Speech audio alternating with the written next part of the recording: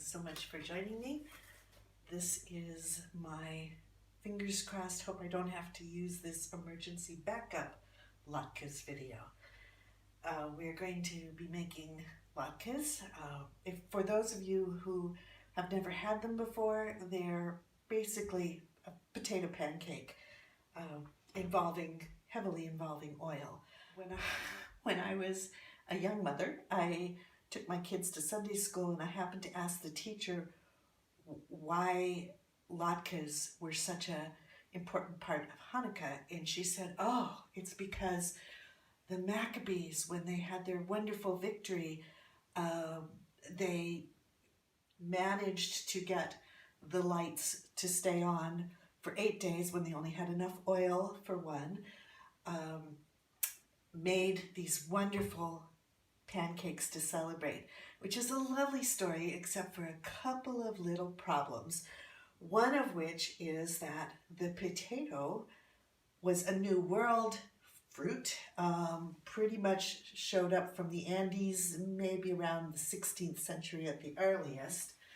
Another problem is that they were associated with the story of Judith, a beautiful young widow who saved her village from invaders by feeding salty cheese and wine to Holofernes, the enemy's general. And when he was so drunk that he fell asleep, she beheaded him.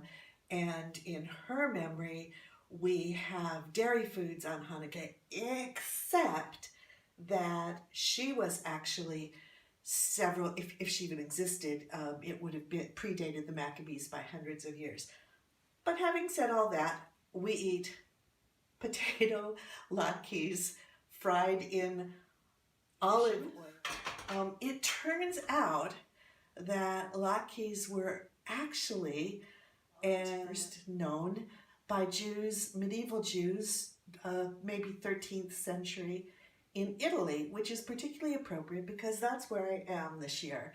So I have a somewhat limited kitchen, but I am traditionally in Italy making latkes, which they would have made in out of cheese, but we're going to make them out of potatoes and fry them in olive oil.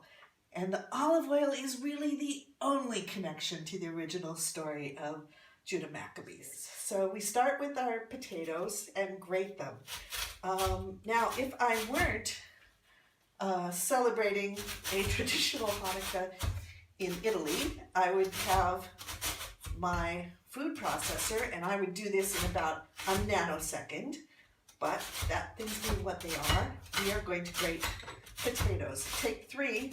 Russet potatoes are the best.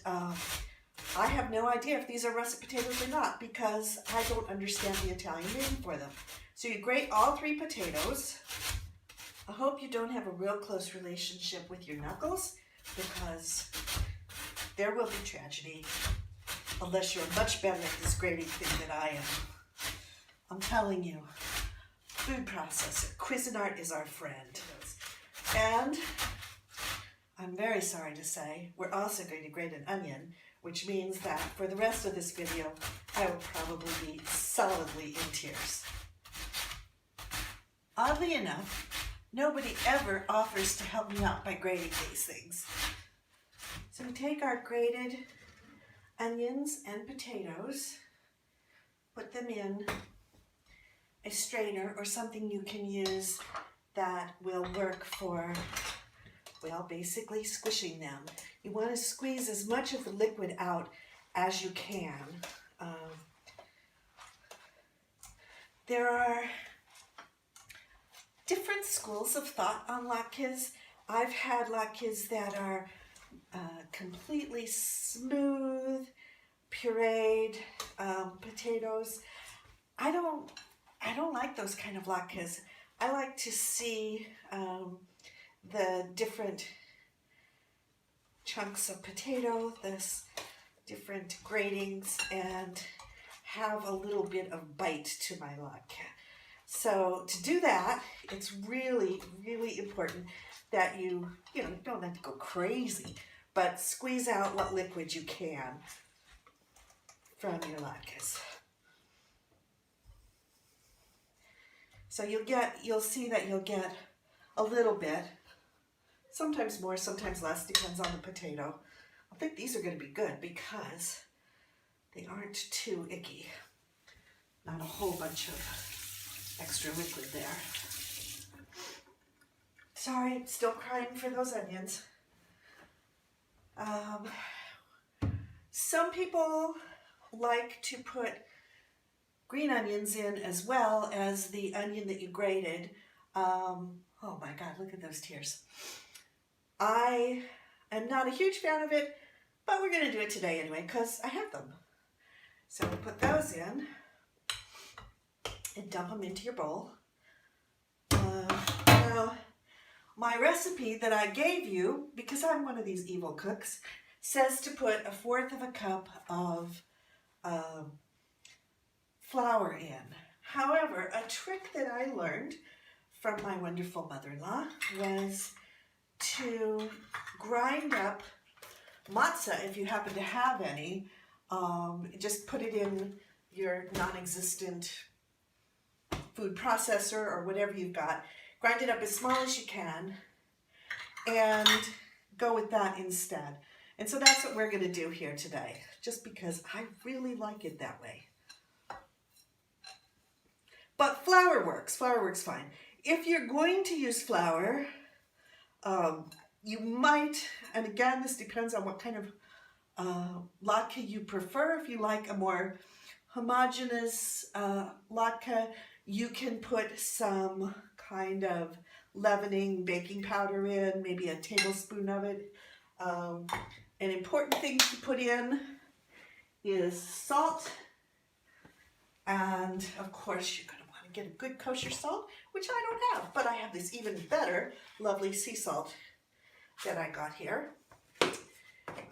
And then mix in some eggs, which are your real binder. I don't care what people say about the leavening agent or whatever. It's the eggs. It's eggs, potatoes, and the flour. There we go. And then you just go ahead and mix it all up. Get it good and mixed. And while you're doing that, if you happen to think of it, which of course I didn't and never do, you can start heating up your oil too. So we're going to take a frying pan, or if you happen to be at home in your house on your little island in Scotland, you have a lovely big griddle, but not here. So take your frying pan, pour a little olive oil in the back, just maybe 1/4 of an inch, not a bunch, but enough to really do some good frying. And heat it up. You want to get it pretty hot but not smoking. And one way to test is, unless you are a far, far superior grater to me, you will have ended up with little edgy ungrated bits. And I save those and I toss them in to see if the oil is hot enough. So I take one of my little leftover nurdles of potato or whatever, and I pop it in there, and when it gets going good and loud, then I know we're set, we're ready to go. So when your oil is good and hot, put a spoonful of your batter, your pancake batter, in, give it a little pat down.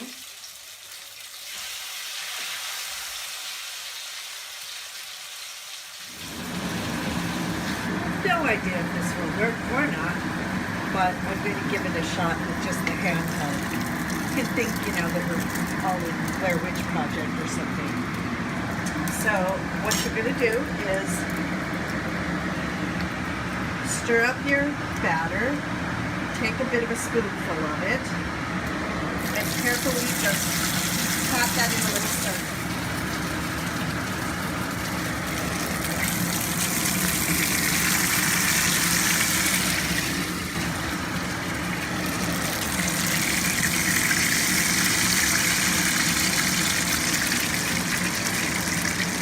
sorry about the blower, but honest to God, the last thing this video needs is the neighbors and the fire department running in to set off the alarms. So hopefully we can get away with not doing that. There's probably no way this is going to work, but I'm going to make the attempt to turn the pancake while I hold the camera.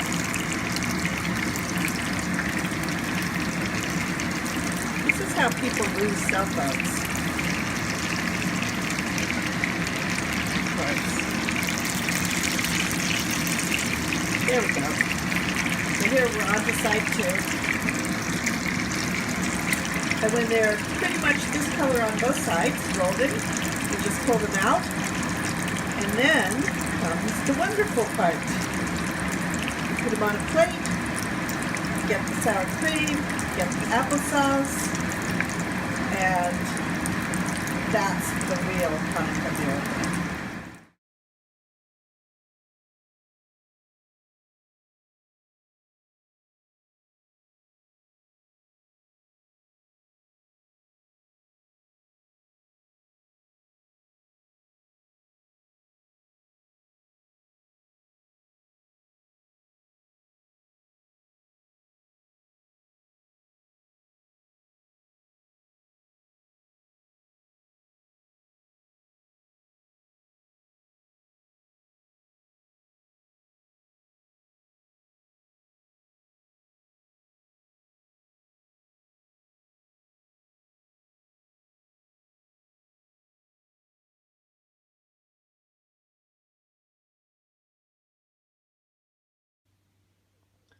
For starters, it's a tablespoon of sugar,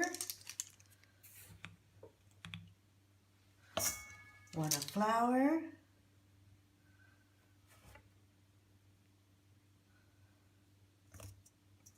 and 2 tablespoons of warm water.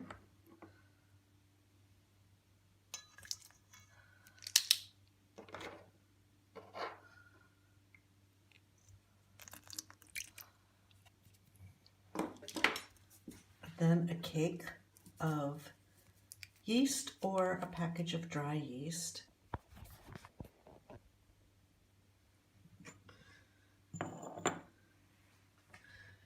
So your yeast. And then just whisk it up a little bit.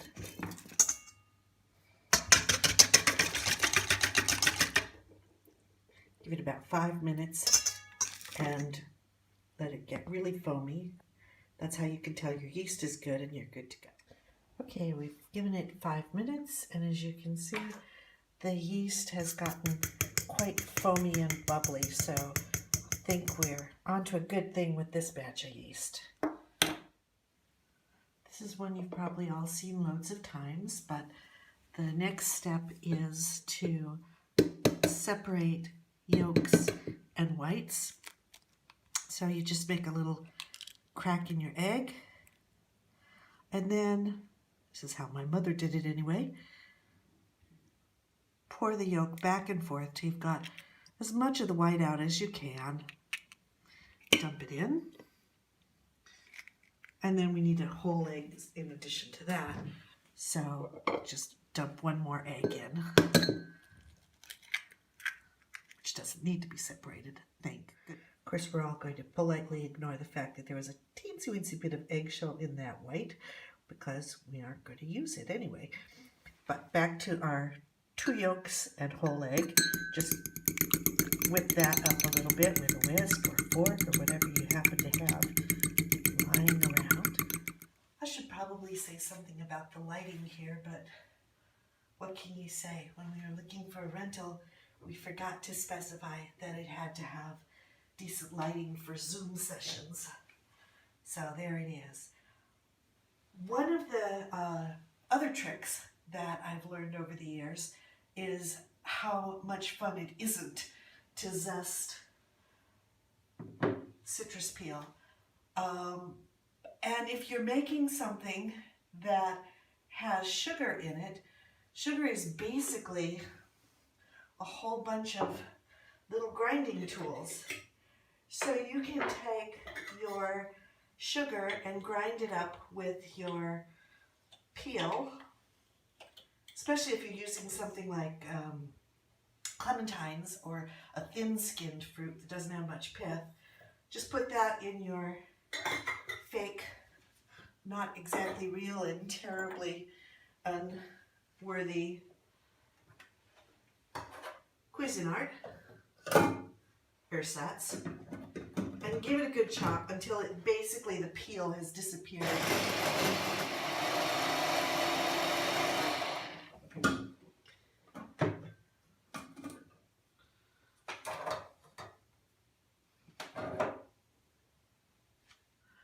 When the peel has disappeared and you've basically just got orange flavored and scented sugar, which by the way smells better than anything you could imagine, you're good to go. This also makes fabulous rimming sugars for various summer drinks, but that's for a different scene. Good to go. Our yeast is incredibly foamy and really overachieving here. So we're going to add our beaten up eggs,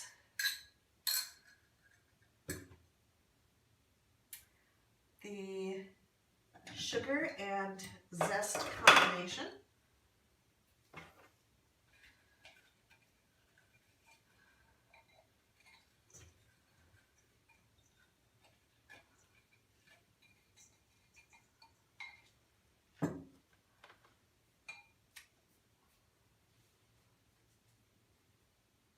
the orange juice, which is where? Okay, 2 tablespoons of orange juice.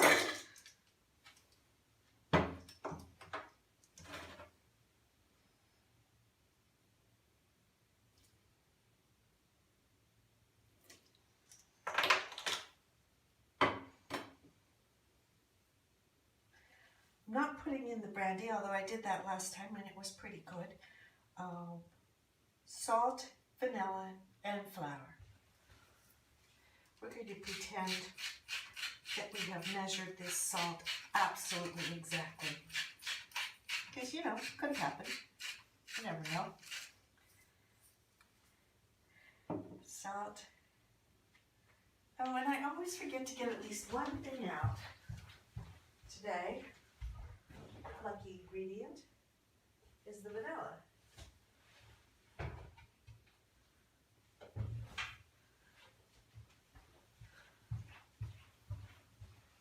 I have no idea what's happening to the vanilla market, but somehow it's like worth its weight in gold. I had to send away for this, and I think it's pretty much a lifetime supply. But there it is, I've got it. So we've got half a teaspoon of vanilla extract.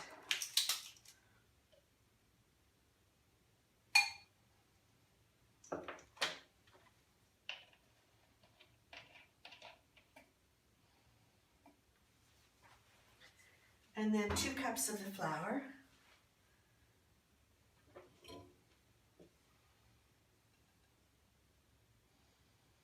Measuring absolutely exactly. Ish. I've got a sister who doesn't even own measuring cups, or at least if she does, she's never revealed that publicly. And she's possibly the best cook I know.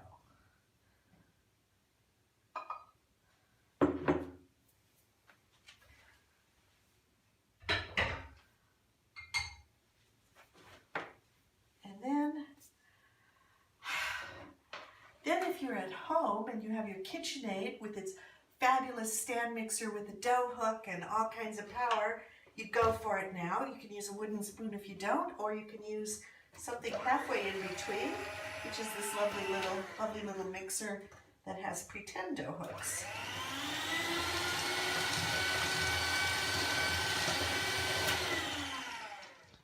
All right, now we're going to go all indie with handheld camera and even more handheld mixer, just so I can show you that you're going to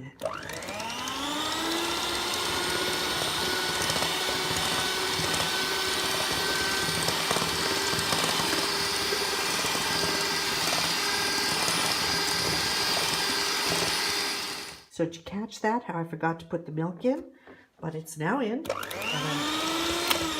going to make sure it's a little bit mixed up, and then I will start adding the butter one piece at a time.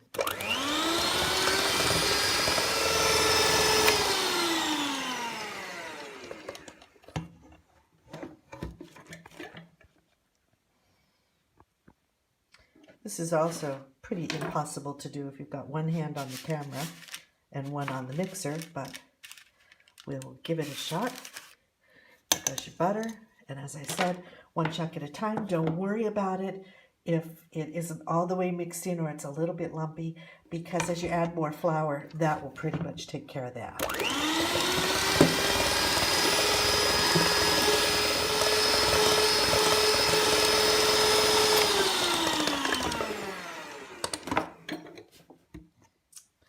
Then we'll go for the flour, half a cup at a time or so. And yes, I'm American, so we're talking cups, tablespoons, teaspoons, and just about anything that is not of the metric persuasion.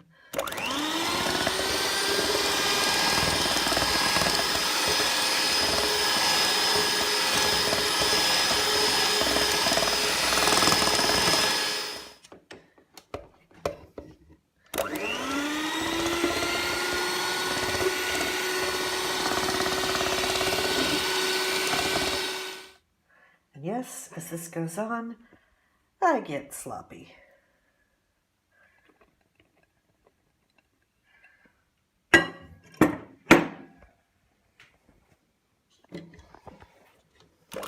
If you've got a stand mixer, you go until the dough pulls away from the sides and starts climbing up your dough hook. I don't have that, so I'm just going to make a judgment call and say we're pretty much there. Spread some flour out and turn it out onto a board so you can knead it. So at this point, we're going to say we've gotten all we can get in the way of utility from this little pretend mixer.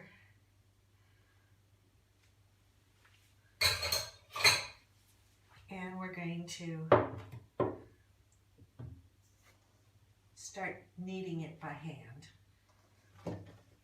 So turn out your dough. If you've got a stand mixer, it'll be a little stiffer than this, but not too much actually. So turn out the dough onto a pile of flour. If your dough seems particularly sticky, which this one is, make it a good big pile of flour.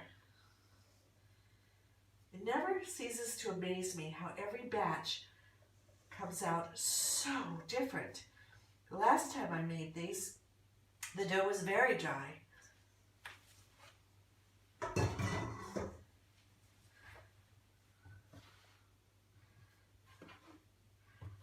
Mix it in until you can at least work it a little bit. And if it still stays incredibly sticky, which this one is, you may even find yourself having to invest a little more flour in your project. My goodness, I'm not even getting to the kneading stage. I'll tell you what though, that orange, zesty orange sugar smells so good, even without the Cointreau. Which, by the way, is a really nice addition to this. But I'm not going to go for it because I'm thinking I might attempt some different fillings, and I don't want to have the brandy getting in the way of those flavors. So now, anybody who's made any kind of yeast dough before knows that this is aerobics time. And you just knead it until it is really smooth, and the word they keep using is elastic, but I think it's almost kind of shiny when it's ready.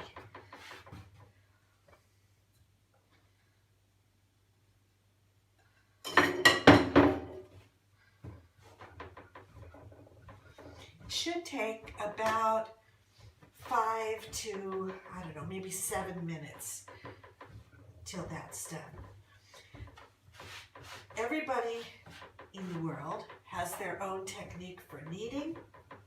I took a bread class at a very nice cooking school in Paris once, and the chef there had all these theories about getting the gluten to line up by doing this particular kind of, you pick it up and slide it down, and then you give it a half turn and do the same thing over again. And you just keep doing that.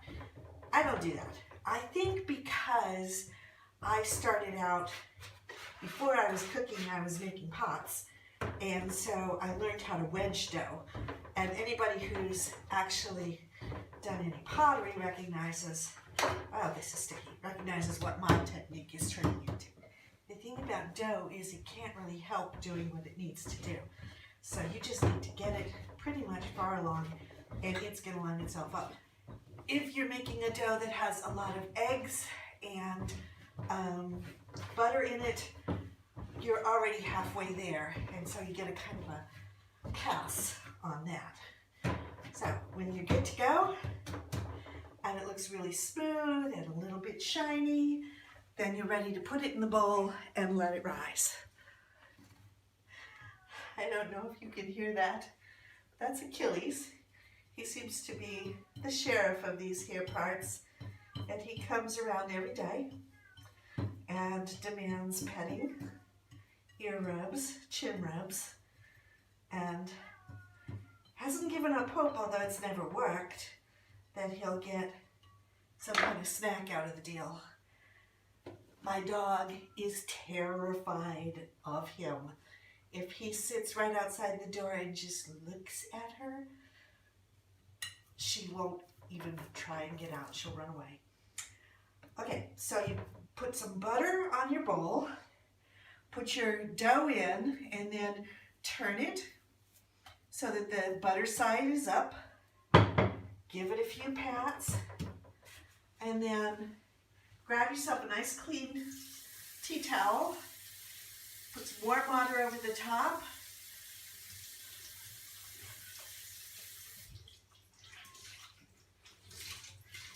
and let your masterpiece have a little nap. We're all better for a little nap in the afternoon. And then when it doubles in size, about an hour from now, come back and we'll be ready for the next step.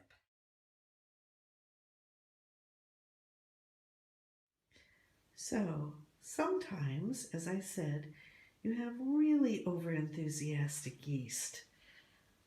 Today's one of those days. But that just means that the most fun part of making any kind of yeast dish is just about to come. I think we can tell that this has risen enough, but if you want to be sure, just poke finger in. If it holds that hole, you're done. Or if it collapses like a balloon, you're done. Then you get to really go for it. And there is just about nothing on the planet more fun than squishing down nice, warm, raised up yeast. Once you've done having all the fun you want, dump it out on a little flour and get ready to roll it out. So you're going to tip your dough out onto a little bit of flour. Make sure you've got your rolling pin and your cookie cutter, your donut cutter nearby. I've led kind of a gypsy life. Found myself in lots of places where I didn't have a rolling pin. I didn't have cookie cutters or donut cutters or anything even close to that. But more times than I care to remember, I have rolled out dough with a wine bottle, and I've cut out cookies and donuts with a wine glass. I don't know what it says about my life that I have always had those things to hand, but there it is. So you want to pat your dough out and then roll it. to about 3/4 of an inch thick.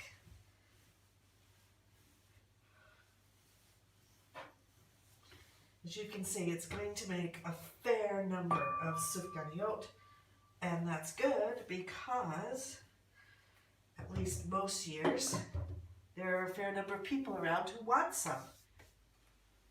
Decide on your donut cutter, whatever you think is going to make something about the right size. The wonderful thing is there are a lot of round things you're going to find in your kitchen. Just make sure you dip it in flour frequently so it doesn't stick, and it'll come loose really easily.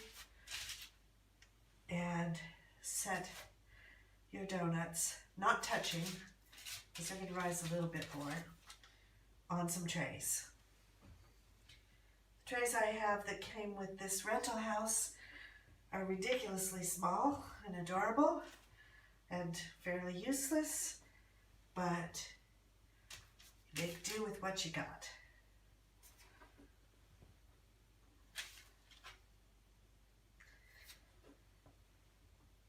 The first cutting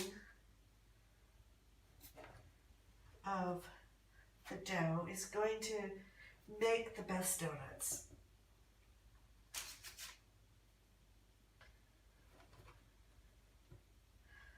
But that doesn't mean you need to give up on the whatever's left. It has quite a useful life left in it.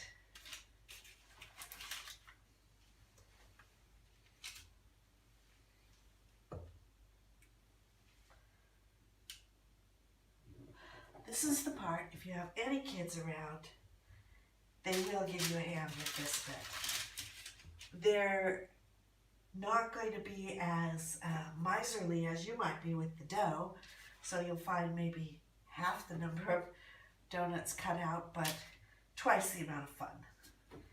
So well worth it.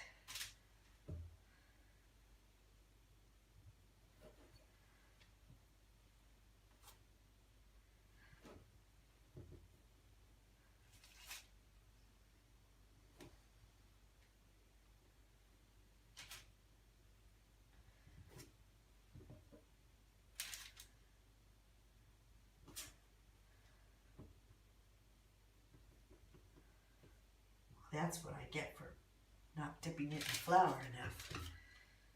Very sticky. Once you've done the first cutting and gotten all that you can out of your dough, you can press it all together lightly, roll it a bit.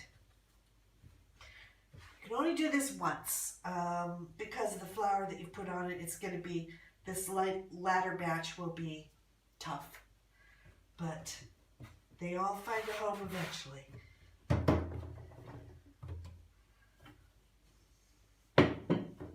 I often make these second cuts kind of thick too.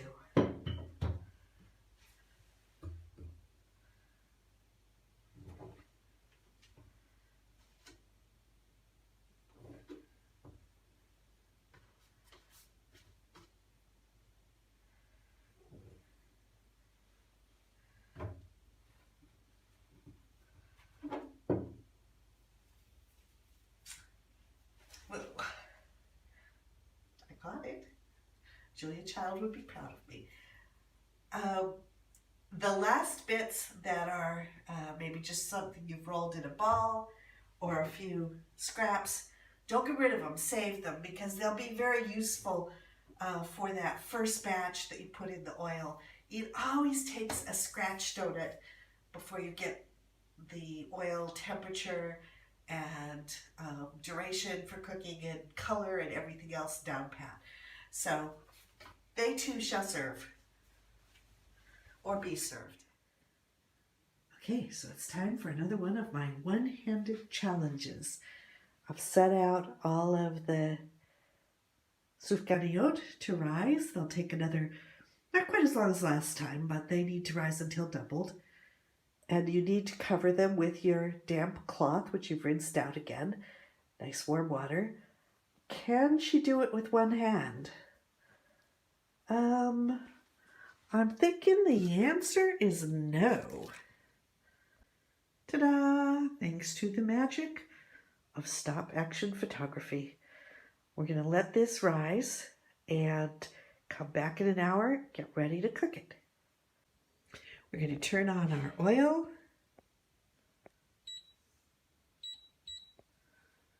And you have to go heat it up to about 170 to 180. Really, it takes a couple little test blobs, which is why you save the little extra bits, until you see what is going to be the more ideal temperature for where you are. It doesn't feel like it, but we are actually so close to being done. Here are our beautiful Sufganiyot, all risen and lovely. So we're going to come over and take our pan of hot oil, turn it on, and go for maybe between 170 and 180 degrees. You have to try one or two little test blobs before you can really see where you are with it. I'm going to try this without putting the fan on, although you'll definitely want to have that on when you're cooking. So your oil's pretty hot. Pop one of your little leftover bits in, and you'll see that it starts to cook immediately and cooks really fast. And of course it has to hide. Get over there. So when it's pretty golden on one side, just flip it over. It only takes, less than a minute really to cook these things. Maybe a minute for both sides together.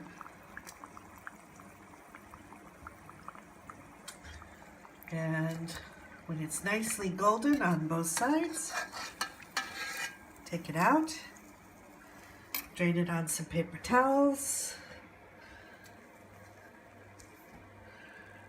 and you could wait and try them first, make sure they're all okay. You could start with your second rollouts just to be on the safe side. But really, I think it's going to be fine.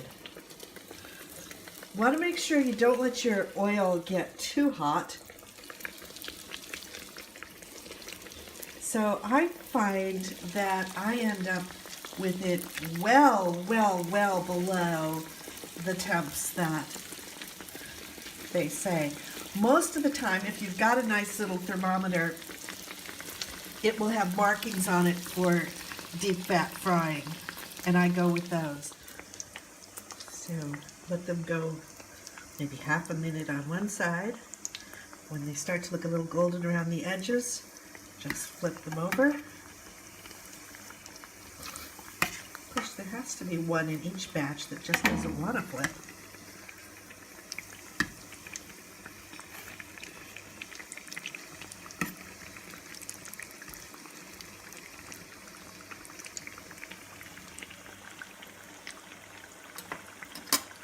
It's that fast.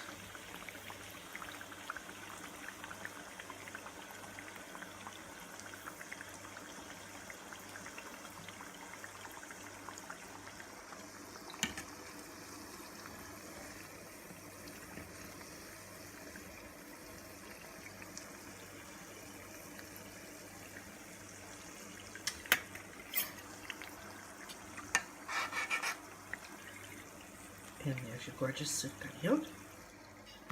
Sufganiyot, since it's all one.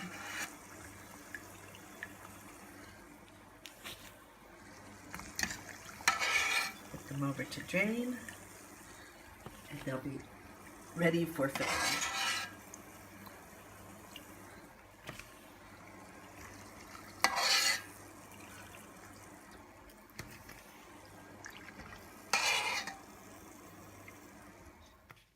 Take your favorite jam, put it through whatever you've got for a food processor at the moment until it's nice and smooth. That makes it a little easier to work with when you're filling your Sufganiyot.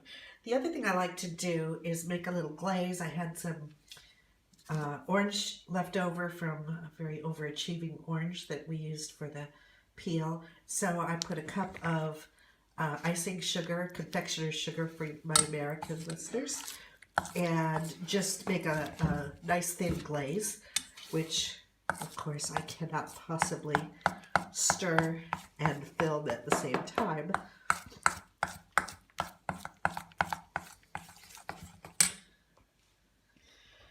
So then you just pretend like you're channeling your inner Krispy Kreme.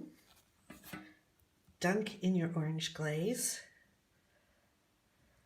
And if we were Krispy Kreme, we would be turning our lights on saying glazed are ready. But we're not Krispy Kreme, A, and B, we have to put the filling in first.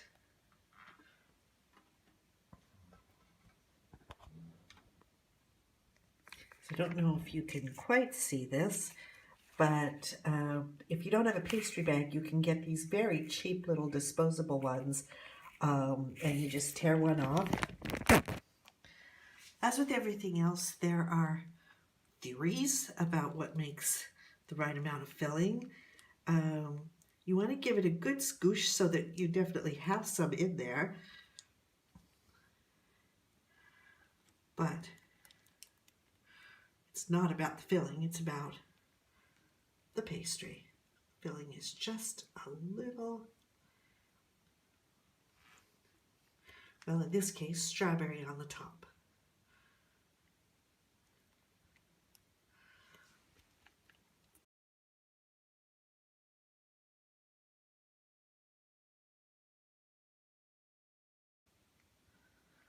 Obviously, it doesn't need it, but a little dusting of powdered sugar on the top is pretty traditional.